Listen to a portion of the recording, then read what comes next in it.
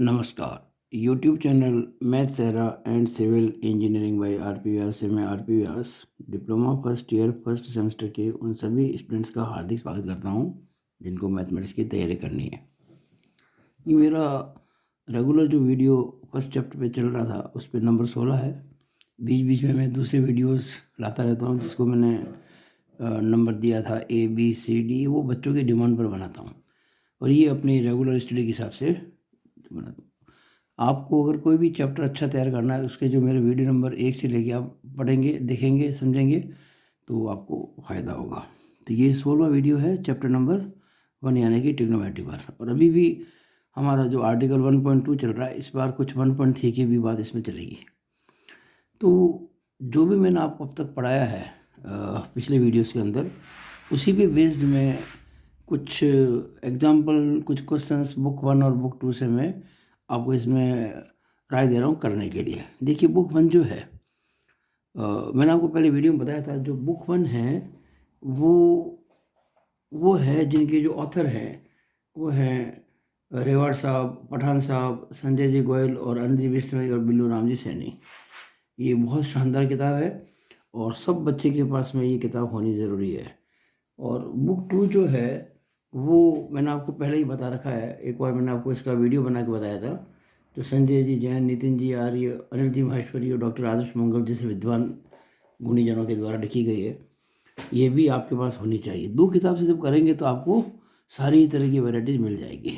तो जब भी मैं बुक 1 देखता हूँ तो उसके सवाल, बुक 2 के उसके सवाल, जो पढ़ाया है उसके हिसाब से मैं आपको मार्क करता हूँ, ये सवाल आपको करने चाहिए। और जहाँ स्टार लगाता हूँ तो समझिएगा सवाल इम्पोर्टेंट है। जितने ज़्यादा स्टार उतने ज़्यादा इम्पोर्टेंट।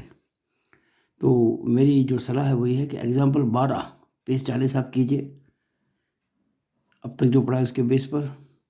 एग्जाम्पल 13 पेज 41 भी आप कीजिए। एग्जाम्पल 14 पेज 42 भी आप कीजिए। एग्जाम्पल 15 पेज 43, ये मैं इस वीडियो में आपको कराऊंगा। फिर एग्जाम्पल 16 पेज 43 आपको करना चाहिए। फिर क्वेश्चन 14 पेज 46 और क्वेश्चन 15 पेज 46, ये मैं आपको ऑलरेडी करा चुका हूँ। अगर आप मेरे वीडियो देखेंगे, वीडियो नंबर 15, ये वीडियो नंबर 16 है ना, तो आपको वीडियो नंबर 15 में ये दोनों सवाल मिलेंगे। क्वेश्चन 14 और क्वेश्चन 15 दोनों बहुत इंपॉर्टेंट है। ये मैंने 8 जनवरी को जो वीडियो बनाया था उसमें ये दोनों सवाल सॉल्व किए मैं, आप लोग देखें। और बुक 2 जो है दूसरी, उससे आप फिलहाल एग्जाम्पल 8 पेज 44 करें। और ये एग्जाम्पल 8 वही है जो कि एग्जाम्पल 14 है, यानी इसका एग्जाम्पल 14, इसका एग्जाम्पल 8 सेम क्वेश्चन है, तो डजेंट मैटर। अब मैं आपको ये जो एग्जाम्पल 15 है इस बुक नंबर 1 का, पेज 43 पर, पेज 43 पर, ये मैं आपको इस वीडियो में करवा रहा हूँ। देखिए हमको क्या कह रखा है कि if 3 tan A into 10B equal 1, अगर 3 tan A इंटू 10B का मान 1 हो, देन प्रूव दैट, तब सिद्ध करें कि 2 into cos A plus B equal to cos A minus B. तो ये जो प्रश्न है, ये अब तक जो मैंने आपको पढ़ाया उसके अलावा कुछ भी नहीं है, वही सारी बातें काम आएंगी, प्लस कुछ ऐसी बातें काम आएंगी जो आपने छोटी कक्षाओं में कभी कभी पढ़ी होगी। तो आज मैं पहले आपका ध्यान उस तरफ आकर्षित करना चाहूँगा, क्योंकि उसके बिना ये सवाल नहीं होगा। हम पिछली कक्षाओं की बात कर रहे हैं। तो एक बड़ा इंपॉर्टेंट चैप्टर है रेशियो एंड प्रोपोर्शन, अनुपात समानुपात,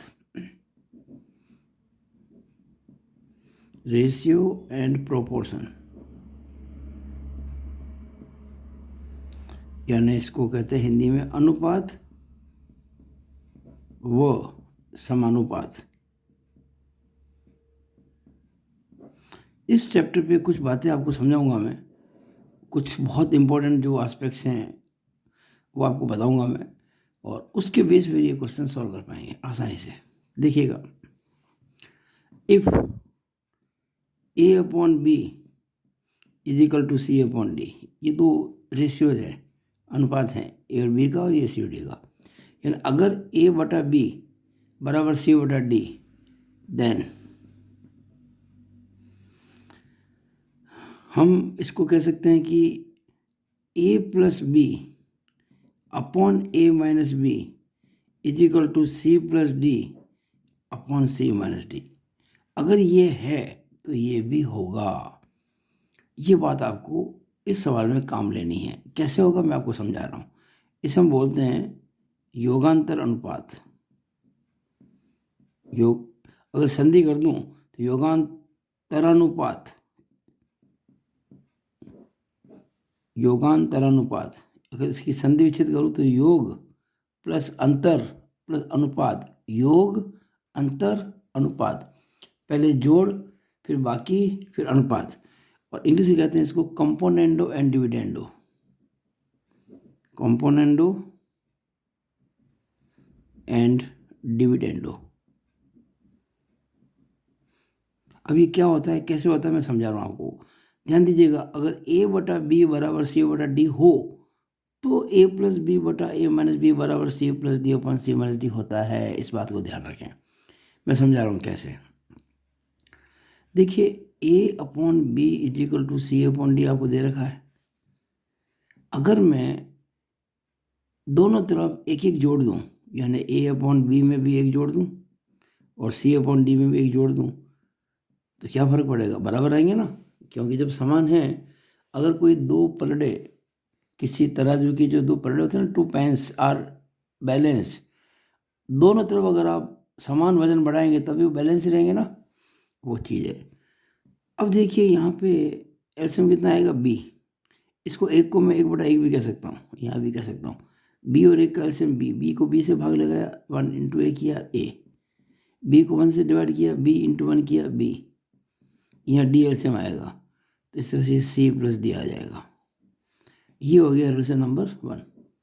वैसे इसका भी एक नाम है, इसका नाम है योगानुपात, इसका नाम है योगानुपात, योग अनुपात। इसको कहते हैं इंग्लिश में कंपोनेंडो।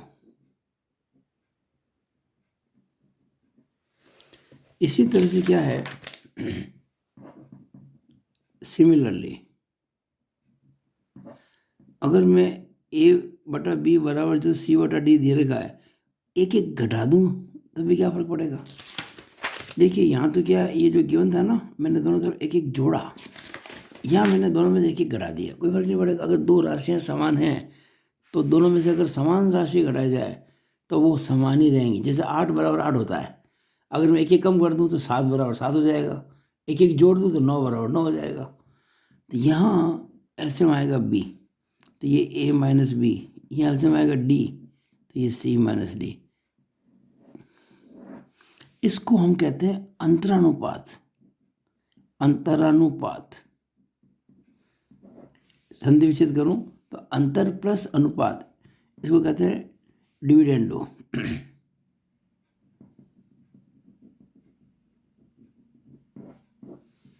इसको मैंने 2 कह दिया, इसको मैंने 1 कहा था। अब क्या करेंगे कि हम 1 में 2 का भाग लगाएंगे, डिवाइडिंग 1 बाई 2।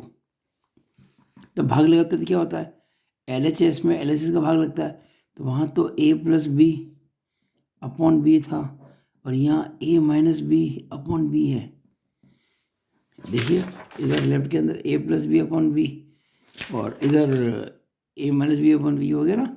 उधर देखिए c plus D upon D और ये हो गया c minus D upon D.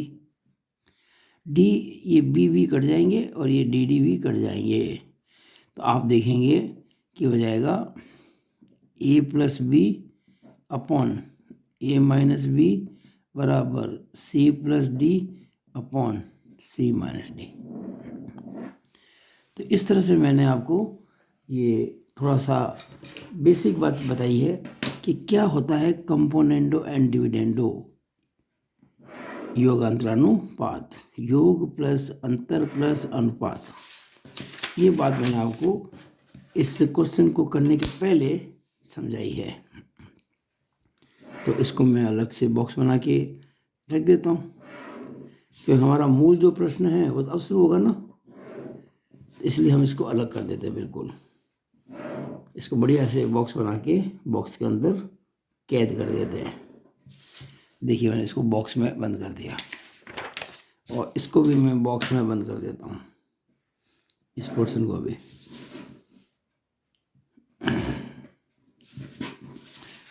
और अब मैं शुरू करता हूँ सवाल। देखिए ये गिवन है, if 3 tan A tan B = 1। देखिएगा अब मैं इसको प्रूव कर रहा हूँ। 3 tan A into tan B = 1। अब देखिएगा मैं इसको यूं भी कह सकता हूँ कि tan A into tan B = 1/3। उधर ले गया 3 को। नो, tan A क्या होता है? sin A upon cos A। tan B क्या होता है? sin B upon cos B।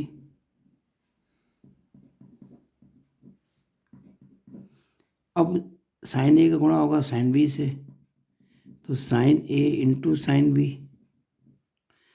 और cos A का गुणा होगा cos B से, तो cos A into cos B बराबर 1/3। अब देखिए आपके पास दो फॉर्मूले हैं। अच्छा, एक और बात भी कहनी थी आपसे। हमें जब ये प्रश्न में जो प्रूव करना है 2 into cos A plus B = cos A minus B, इसका मतलब ज़रूर मैं इसको cos की टर्म में लेके आऊँगा। तो आपको पता होना चाहिए cos A प्लस B क्या होता है। आप जानते हैं कि cos A प्लस B जो होता है वो cos A cos B minus sin A sin B होता है, और जो cos A माइनस B होता है वो cos A cos B plus sin A sin B होता है। ये आपको पता होना चाहिए।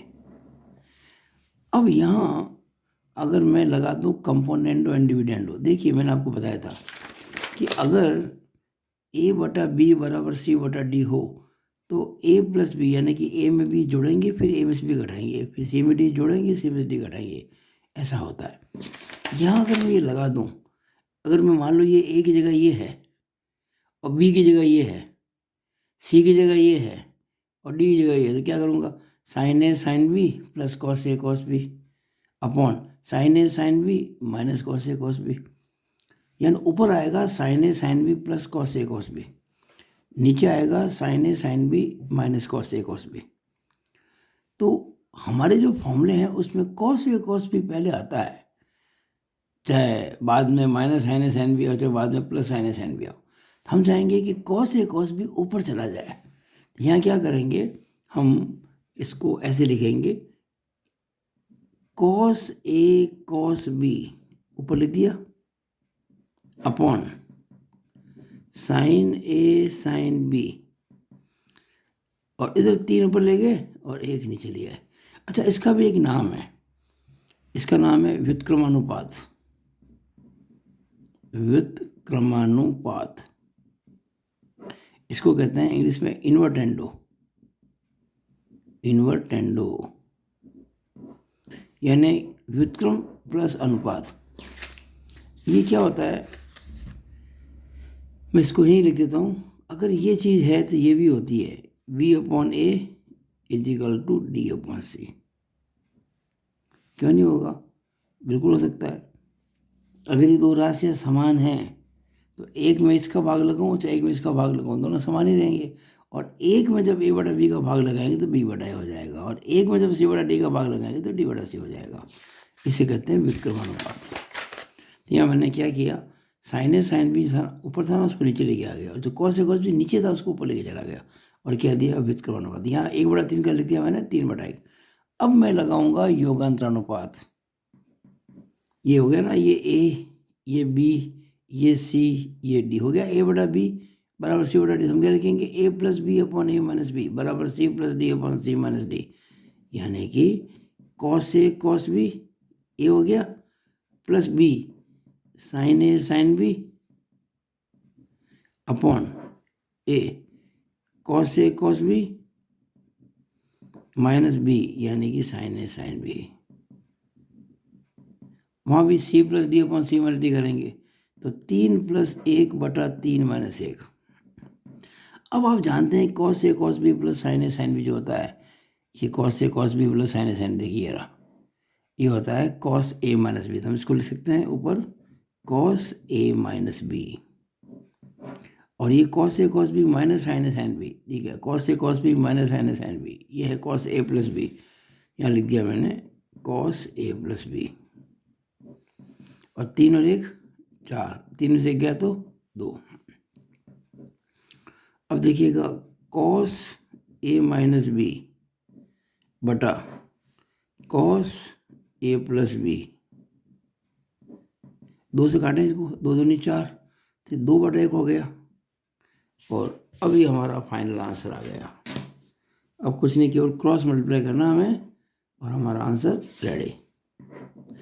देखिएगा मैं क्रॉस मल्टीप्लाई कर रहा हूँ, अगर मैं इसको इससे गुणा करूँ तो क्या हो जाएगा, 2 into cos A plus B, 2 into cos A plus B, और इसको इससे गुणा करूँ तो क्या हो जाएगा, cos A minus B into 1, यानी कि कॉस ए माइनस बी। और यही हमको प्रूव करना था, it we have to prove, लिख देंगे हैंस प्रूव। ये देखिए ये तो करना था, 2 into cos A plus B is equal to cos A minus B, prove करना था, ये हमने प्रूव कर दिया, 2 into cos A plus B is equal to cos A minus B. तो मुझे आशा है कि आपको ये प्रश्न पूरा समझ में निश्चित रूप से आ गया होगा। तो आशा के अनुरूप आप इसको लाइक करें, शेयर करें, और मेरे यूट्यूब चैनल को सब्सक्राइब करना ना भूलें। देखिए आप अपनी कोई भी समस्या हो मुझे आप बाकायदा भेज सकते हैं कि भाई आपकी क्या समस्या है, और अपने कमेंट्स भी जो कमेंट बॉक्स में डाल सकते हैं। कुछ सुधार करना हो तो उसको करेंगे, कोई आपको अच्छा लगा तो उसकी तारीफ़ करनी हो तो भी इसमें कीजिएगा। इससे तो हमारा जो मनोबल बढ़ेगा और हम आपके लिए और भी अच्छे से काम कर पाएंगे। तो it is all over about this video. Thank you.